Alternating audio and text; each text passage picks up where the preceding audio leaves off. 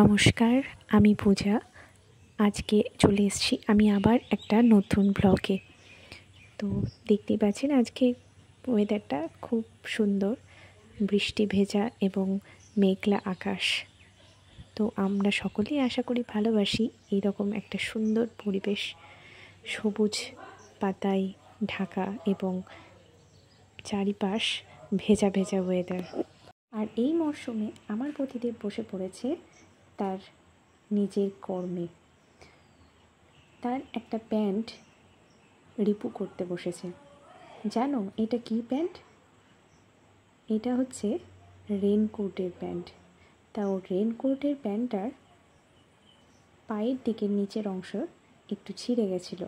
তো আমি বলেছিলাম আরেকটা নতুন কিনে নিতে, কিন্তু ও কথাটা শোনার পর আমাকে বলে আবার এইটুকুর জন্য নতুন আরেকটা প্যান্ট কিনবো।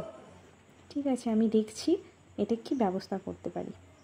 তো ও জানো একদম জুতো সেলাই থেকে চণ্ডীপাঠ সমস্তটুকুই জানে।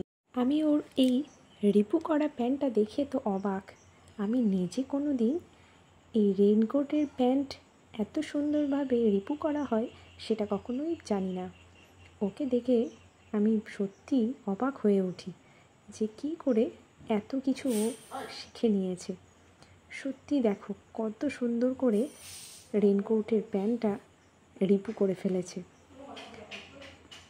সেলাইয়ের ছোট ছোট কাজ ও অনেক করেছে, সেটা আমি দেখেছি, কিন্তু রেনকোটের প্যান্ট রিপু করা অত কিন্তু খুব একটা সহজ নয়। কারণ রেনকোটটা কাপড়টা অন্যরকম, তাই এই কাপড়ে যে এরকমভাবে সুন্দর করে রিপু করা হয় সেটা আমি ওকে দেখেই শিখলাম। আমার পতিদেবের এই রিপু করাটা কত সুন্দর লেগেছে আপনাদের অবশ্যই একটা কমেন্ট করবেন, আর লাইক দিতে ভুলবেন না কিন্তু। ধন্যবাদ, সবাই ভালো থাকবেন, সুস্থ থাকবেন। আর আমি নিয়ে আসবো কালকে আবারও একটা নতুন ব্লগ নিয়ে।